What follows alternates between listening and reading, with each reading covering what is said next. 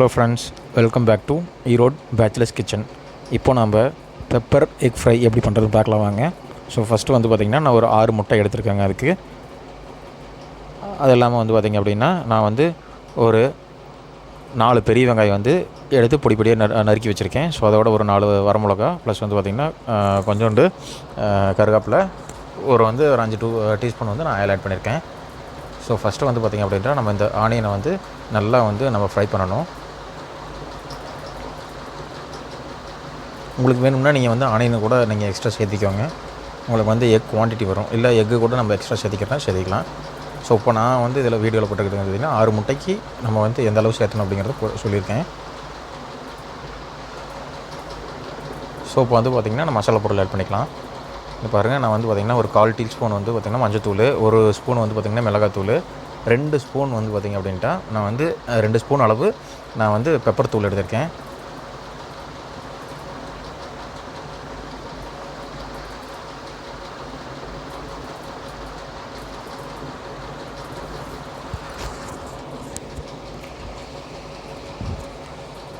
So இது அப்படியே வந்து பார்த்திங்கன்னா நம்ம வந்து கிளறி விட்டுக்கலாங்க. இதே ஒரு தடவை கிளறி விட்டுட்டுங்க நம்ம வந்து தேவையான அளவு உப்பு ஆட் பண்ணிக்கலாம். அதில்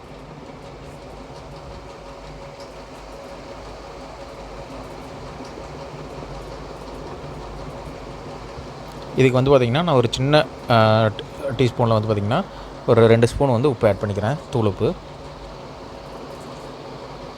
அவ்வளோதாங்க. இதோட நம்ம வந்து முட்டையை உடச்சி ஊற்றிக்கணும்.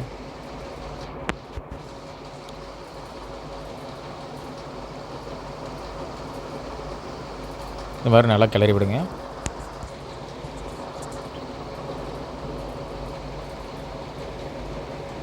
ஸோ முட்டை வறுவல்லே வந்து பார்த்திங்கன்னா ஆந்திரா ஸ்டைலு, பஞ்சாபி ஸ்டைலுன்னு நிறைய ஸ்டைல் இருக்குதுங்க.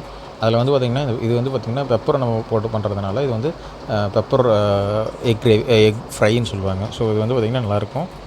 நீங்கள் ஜஸ்ட்டு ஒரு டேஸ்ட் பண்ணி பாருங்கள், அவ்வளோதான். ஒரு தடவை ட்ரை பண்ணி பாருங்கள், கண்டிப்பாக உங்களுக்கு இது ரொம்ப பிடிக்கும்.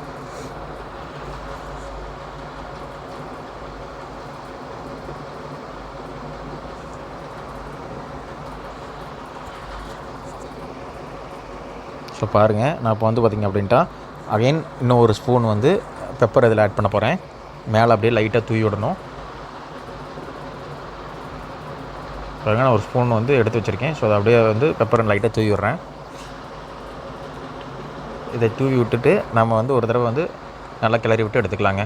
அவ்வளோதாங்க, நம்மளோட பெப்பர் எக் ஃப்ரை வந்து ரெடிங்க. ஸோ இந்த வீடியோ பிடிச்சிருந்தால் லைக் பண்ணுங்கள், ஷேர் பண்ணுங்கள், சப்ஸ்கிரைப் பண்ணுங்கள். இந்த வீடியோ பார்த்ததுக்கு எல்லாத்துக்கும் நன்றி. வாழ்க வளமுடன்.